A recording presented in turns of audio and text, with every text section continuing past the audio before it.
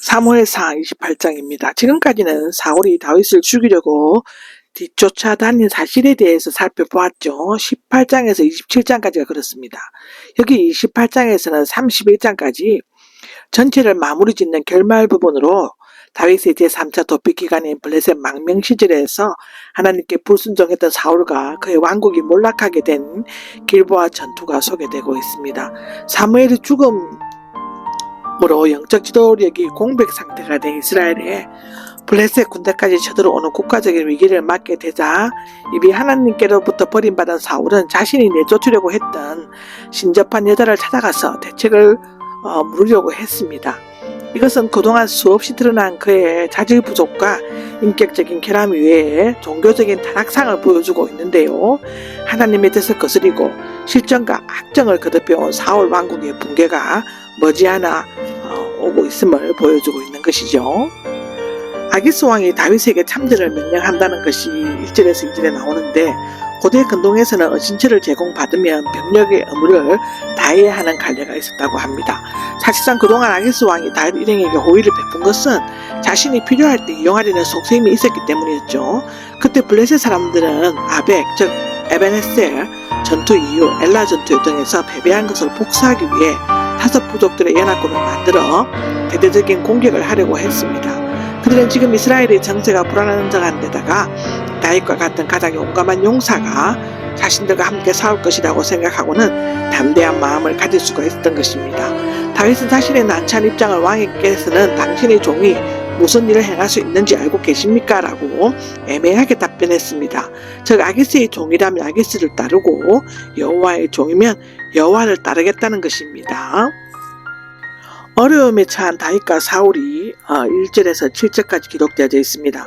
다윗은 사울을 피해 블레셋 땅으로 피신하여 살면서 아기스 왕의 한심을 얻었지만 아기스 왕이 이스라엘을 공격하기 위한 전투에 다윗 일행이 참전할 것을 명령함으로써 동족 상간의 위기에 휘말리게 되었습니다. 사울은 막강한 블레셋의 공격 앞에서 혼령을 부르는 무당을 급히 찾아야 할 만큼 당황했고 또 전임맞이 상실하였다고 3절에서 7절까지 기록되어져 있죠. 사울이 블레셋 군대를 두려워한 것이 3절에서 6절에 나옵니다. 그동안 사울은 다윗을 죽이려고 쫓아다니는데 많은 시간을 허비했고 군인들도 사기가 떨어지고 지쳐 있었습니다. 그런데 블레셋은 연합군을 만들어 총공격을 준비하였고 그 어느 때보다 전의를 불태우고 있었죠. 이러한 모습을 본 사울은 자신이 두려워질 수밖에 없었습니다. 이런 위기의 순간에는 제사장의 에봇에 달릴 우림과 돔밈으로 하나님의 뜻을 묻게 되어 있었는데요. 제사장들은 다 죽여버렸으니 그것은 불가능한 일이었습니다. 6절에 나오죠. 유일한 제사장 아비아달은 에봇을 가지고 다윗에게로 피신하였습니다. 또 예언자들도 사울의 사악함과 잔악성 때문에 다윗에게로 가 있었죠. 어쩌면 신정왕국의 왕이 되기보다는 이방 나라의 세속 군주가 되기로 원했던 사울에게 하나님과의 교제가 끊어지고 하나님의 계시가 중단된 것은 너무나 당연한 일이 아닌가 생각됩니다. 사울이 무당을 찾아간 것이 7절에 나옵니다. 이 위기적인 상황에 사울은 모세율법에서 엄격히 금지하고 있는 이방 풍습을 본받아 무당을 부르라고 명령합니다. 사울은 집권 초기에도 무당들을 쫓아내거나 죽인 적이 있습니다. 9절에 나오죠. 사울의 신하들이 엔돌에 여자 무당이 있다고 했는데 수냄 북동쪽 6-7km 정도의 지점에 있는 엔돌은 다볼산과 모래 언덕 사이에 있어서 사울의 죽성을 피해 도망간 무당이 숨어 살기에 적합한 곳이었다고 합니다. 사울이 여자 무당을 찾아간 것이 나오죠. 사울은 긴박했던 블레셋과의 싸움을 앞에 두고 크게 두려워했습니다. 더욱이 하나님의 뜻을 물어볼 제사장들이나 에봇에 달린 울림과 둠밈을 얻고 하나님께로부터 아무런 응답도 없었습니다. 결국 그는 엔돌에 있는 여자 무당에게 변장을 하고 찾아가 위기 극복의 방안을 듣기 위해 사무엘의 혼을 불러오게 했습니다. 그런데 그 여자는 사울이 이번 전쟁에서 패하고 다윗이 이어 왕이 될 것이라고 말했습니다. 이 부분은 해석하기 어려운 난제가 되어 있습니다. 왜냐하면 성경은 죽은 자의 영혼을 하늘로 올라가며 육체를 떠나 낙원이나 음부로 간 영혼은 다시 세상에 돌아올 수 없다고 가르치기 때문인데 누가복음 16장에 나오죠. 대부분의 학자들은 여기 떠도는 사무엘의 한상은 사실이었으며 하나님께서 사탄으로 하여금 사무엘로 가장할 수 있도록 하셨다라고 하는데요. 하나님께서는 귀신까지도 당신의 지배 아래 두고 도구로 사용하시기도 하며 거짓 예언자 발람의 입을 빌려 이스라엘을 축복하기도 하셨죠.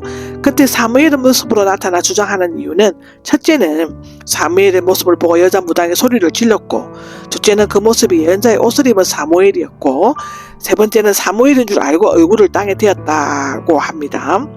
네 번째는 왜 나를 귀찮게 하시오라고 근위 있게 책망하였다 하는데, 여자 무당까지 찾아가 자신의 앞날을 물어보았던 사울에게 사무엘로 가장한 사탄이 들려준 말은 그에게 큰 실망과 좌절을 안겨 주었다고 기록되어져 있습니다.